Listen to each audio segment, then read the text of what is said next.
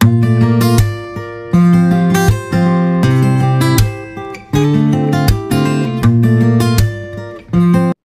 Friends, welcome to IVL academy.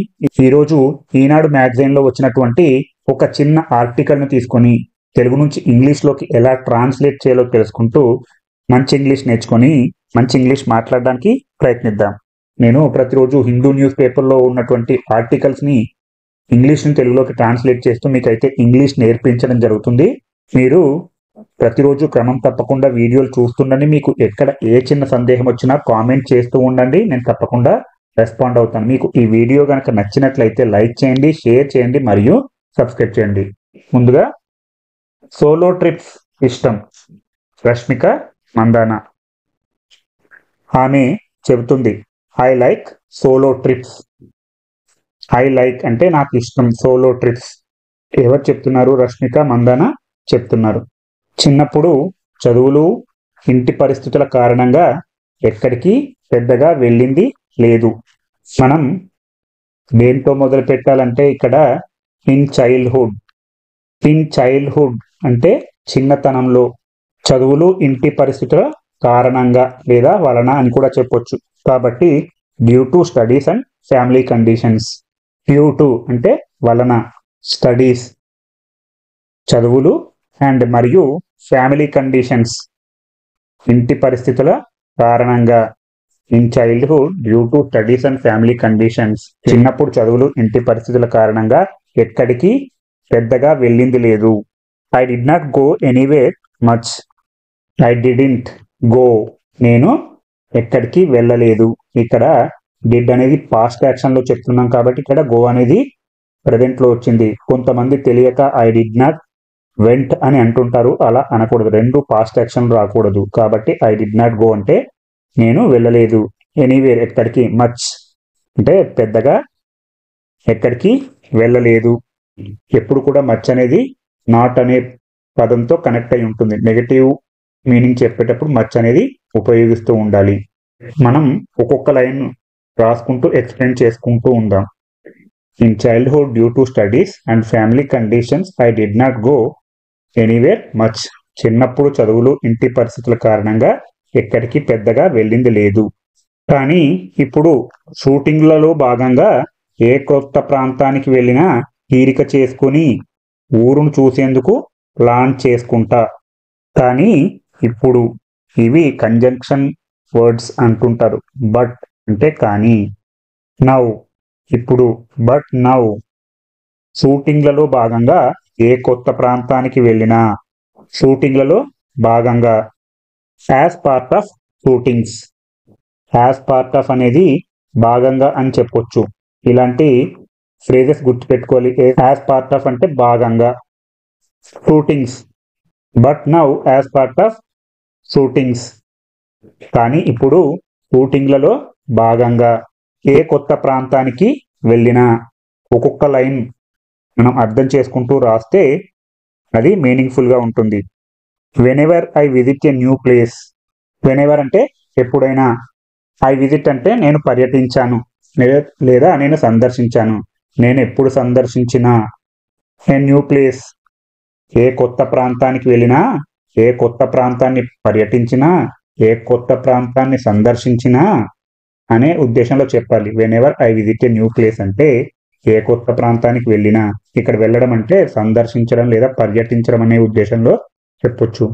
తీరిక చేసుకుని ఊరును చూసేందుకు ప్లాన్ చేసుకుంటా. తీరిక చేసుకుని అంటే ఐ మేక్ టైం లేదా ఐ టేక్ టైం అని కూడా చెప్పొచ్చు. ఐ మేక్ టైం అంటే నేను సమయం తీసుకుంటాను. ఐ టేక్ టైం అని కూడా చెప్పొచ్చు, సమయం తీసుకొని. అండ్ మరియు ఏం చేస్తుంది? ఊరును చూసేందుకు ప్లాన్ చేసుకుంటా. Plan to explore the town. Plan అంటే ప్రణాళిక వేసుకుంటా లేదా ప్లాన్ వేసుకుంటా. టు ఎక్స్ప్లోర్ అంటే చూసేందుకు అని చెప్పొచ్చు. సాధారణంగా ఎక్స్ప్లోర్ అంటే అన్వేషించడం, అంటే కొత్తది చూసేటప్పుడు ఎక్స్ప్లోర్ అని చెప్తూ ఉండాలి, చూసేందుకు. ద టౌన్ అంటే ఆ నగరాన్ని లేదా ఆ ప్రాంతాన్ని లేదా ఆ ఊరును చూసేందుకు ప్లాన్ చేసుకుంటా. కానీ ఇప్పుడు షూటింగ్లలో భాగంగా ఏ కొత్త ప్రాంతానికి వెళ్ళినా తీరిక చేసుకొని ఊరును చూసేందుకు ప్లాన్ చేసుకుంటా. But now as part of shootings whenever I visit a new place I make time లేదా I take time and plan to explore the town. అలాగే నాకు సోలో ట్రిప్స్ అంటే ఇష్టం. లైక్ వైజ్ అనొచ్చు, అంటే అలాగే, లేదా సిమిలర్లీ అని కూడా చెప్పొచ్చు. అదే విధంగా మనం ఏది రాసుకున్నా కూడా రైట్ అవుతుంది. లైక్ వైజ్ లేదా సిమిలర్లీ అంటే అలాగే లేదా అదే విధంగా. I enjoy solo trips. I enjoy solo trips అంటే సోలో ట్రిప్స్ అంటే నాకు ఇష్టం, లేదా ఐ లైక్ సోలో ట్రిప్స్ అని కూడా చెప్పొచ్చు. అంటే నేను ఎంజాయ్ చేస్తుంటాను, లేదా నాకు సోలో ట్రిప్స్ అంటే ఇష్టం. అందుకే అప్పుడప్పుడు ఒంటరిగా ఏదో ఒక ప్రాంతానికి వెళ్ళొస్తుంటా. అందుకే, దట్స్ వై, ఇలాంటి కనెక్టింగ్ వర్డ్స్ మీరు నోట్ చేసుకుంటూ ఉండాలి. దట్స్ వై అంటే అందుకే, అప్పుడప్పుడు ఒంటరిగా ఏదో ఒక ప్రాంతానికి వెళ్ళొస్తుంటా. నౌ అండ్ దెన్, ఇది కూడా ఒక ఫ్రేజ్, చాలా ఇంపార్టెంట్, చాలా మందికి తెలియకపోవచ్చు. నౌ అండ్ దెన్ అంటే అప్పుడప్పుడు, యాజ్ ఇట్ ఈస్ గా మీరు గుర్తుపెట్టుకోవచ్చు. దట్స్ వై అందుకే నౌ అండ్ దెన్ అప్పుడప్పుడు ఏం చేస్తుంటుంది, ఒంటరిగా ఏదో ఒక ప్రాంతానికి వెళ్ళొస్తుంటా. I travel alone to different places. I travel అంటే నేను ప్రయాణిస్తాను. ఎలోన్ ఒంటరిగా, టు డిఫరెంట్ ప్లేసెస్ వివిధ రకాల ప్రాంతాలకు, లేదా ఏదో ఒక ప్రాంతానికి వెళ్ళొస్తుంటా. అందుకే అప్పుడప్పుడు ఒంటరిగా ఏదో ఒక ప్రాంతానికి వెళ్ళొస్తుంటా. That's why now and then I travel alone to different places అంటే వివిధ రకాల ప్రాంతాలకి ఒంటరిగా వెళ్ళొస్తుంటా, అంటే ప్రయాణిస్తుంటా అనే ఉద్దేశంలో చెప్పొచ్చు. అలా దుబాయ్, ప్యారిస్లను చూసొచ్చా. That's how I got to see Dubai and Paris. అలా అంటే దట్స్ హౌ, అందుకే అంటే దట్స్ వై. ఇలాంటి ఫ్రేజెస్ మీరు నోట్ చేసుకుంటూ ఉండాలి. I got to see Dubai and Paris అంటే నేను చూసి వచ్చాను. గెట్ టు సీ అంటే చూసి వస్తాను. ఇలాంటి ఫ్రేజెస్ చాలా ఇంపార్టెంట్, మీరు నోట్ చేసుకుంటూ ఉండాలి. ఇది వీటిలో ఉంది గాట్ అనేది. ఐ గాట్ టు సీ అంటే చూసి వచ్చాను. ఏంటి, Dubai and Paris. Get to see అంటే చూసి రావడం. అలా దుబాయ్, ప్యారిస్ లను చూసొచ్చారు. That's how I got to see Dubai and Paris. ఒక్కరే వెళ్ళడం వల్ల ప్రపంచం అంటే ఏంటో తెలుస్తుంది. ట్రావెలింగ్ ఎలోన్ అంటే ఒక్కరే ప్రయాణించడం వల్ల. ట్రావెలింగ్ అంటే ప్రయాణించడం. ట్రావెలింగ్ ఎలోన్ అంటే ఒక్కరే ప్రయాణించడం వల్ల gives you a sense of what the world truly is. Travelling alone అంటే ఒక్కరే ప్రయాణించడం వల్ల, గివ్స్ యూ అంటే ఇస్తుంది, మీకు ఏమిస్తుంది, a sense of what the world truly is అంటే ప్రపంచం అంటే ఏంటో తెలుస్తుంది. Sense of what the world truly is అంటే నిజంగా ప్రపంచం అంటే ఏంటో తెలుస్తుంది ఒక్కరే వెళ్ళడం వల్ల. గివ్స్ యూ అంటే ఇక్కడ తెలుస్తుంది అనే ఉద్దేశంలో చెప్పాలి. ఒక్కరే వెళ్ళడం వల్ల తెలుస్తుంది. ఏం తెలుస్తుంది, a sense of what the world truly is నిజంగా ప్రపంచం అంటే ఏంటో తెలుస్తుంది. అదే సమయంలో ఇల్లు, కుటుంబ సభ్యుల విలువ కూడా తెలుస్తుందని నా అభిప్రాయం. అదే సమయంలో అంటే ఎట్ ద సేమ్ టైం. ఇలాంటి కనెక్టింగ్ వర్డ్స్, ఇలాంటి ఫ్రేజెస్ మీరు ఎప్పటికప్పుడు నోట్ చేసుకుంటూ సందర్భాన్ని బట్టి వాడుతూ ఉండాలి. ఎట్ ద సేమ్ టైం అంటే అదే సమయంలో. I feel it also makes you realise the value of home and family.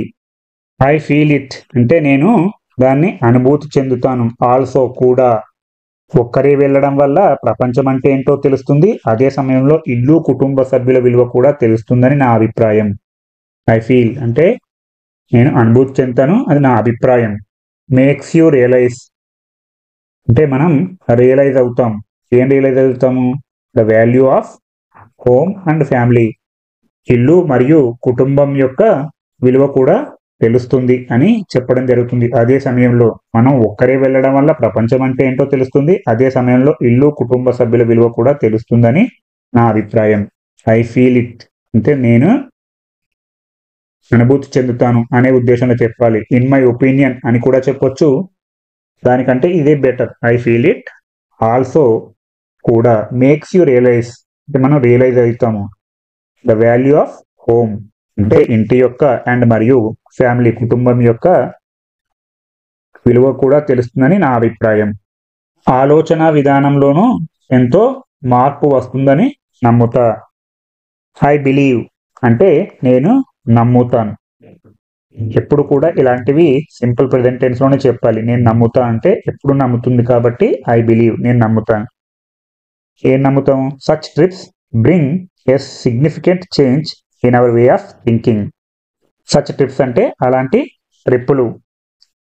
Bring a significant change. Bring అంటే తీసుకువస్తాయి. A significant change. A significant change అంటే ఒక గణనీయమైన మార్పును తీసుకువస్తాయి అలాంటి ట్రిప్పులు. In our way of thinking మన ఆలోచన విధానంలో. In our way of thinking అంటే మన ఆలోచన విధానంలో కూడా మార్పులు వస్తాయి. మన ఆలోచన విధానంలో ఎంతో మార్పు వస్తుందని నేను నమ్ముతా. I believe such trips bring అలాంటి ట్రిప్పులు తీసుకువస్తాయి ఏ సిగ్నిఫికెంట్ చేంజ్ గణనీయమైనటువంటి మార్పును. In our way of thinking అంటే మన ఆలోచన విధానంలో కూడా గణనీయమైనటువంటి మార్పు వస్తుందని నేను నమ్ముతా. అందుకే ఏడాదికి 1-2 సార్లైనా ఒంటరిగా ప్రయాణించమని స్నేహితులకి తెలిసిన వాళ్ళకి చెబుతుంటా. అందుకే అంటే దట్స్ వై. ఇంతకుముందే చెప్పుకున్నాం. దట్స్ వై అంటే అందుకే నేను స్నేహితులకి తెలిసిన వాళ్ళకి చెబుతూ ఉంటా. I often tell my friends and acquaintances. Often అంటే నేను తరచుగా. ఆఫెన్ అనేది తరచుగా. టెల్ చెబుతుంటాను. మై ఫ్రెండ్స్ నా స్నేహితులకు అండ్ మరియు అక్వైంటెన్సెస్ అంటే తెలిసిన వాళ్ళకి చెప్తుంటాను. ఏమని చెప్తుంటుంది? ఏడాదికి 1-2 సార్లైనా ఒంటరిగా ప్రయాణించమని. To travel alone. To travel alone అంటే ఒంటరిగా ప్రయాణించమని. At least once or twice a year. At least అంటే కనీసం వన్స్ ఒకసారి ఆర్ లేదా ట్వైస్ 2 సార్లు ఇయర్ సంవత్సరానికి లేదా ఏడాదికి 1-2 సార్లైనా ఒంటరిగా ప్రయాణించమని స్నేహితులకి తెలిసిన వాళ్ళకి చెబుతుంటా. That's why I often tell my friends and acquaintances to travel alone at least once or twice year. ఇలా మీరు ఒక్కొక్క ఆర్టికల్ని తెలుగు నుంచి ఇంగ్లీష్లోకి, ఇంగ్లీష్ నుంచి తెలుగులోకి ట్రాన్స్లేట్ చేస్తూ ఉండండి. మీకు ఎక్కడ ఏ చిన్న సందేహం వచ్చినా కామెంట్ చేస్తూ ఉండండి. నేను తప్పకుండా రెస్పాండ్ అవుతాను. మీకు ఈ వీడియో కనుక నచ్చినట్లయితే లైక్ చేయండి, షేర్ చేయండి మరియు సబ్స్క్రైబ్ చేయండి.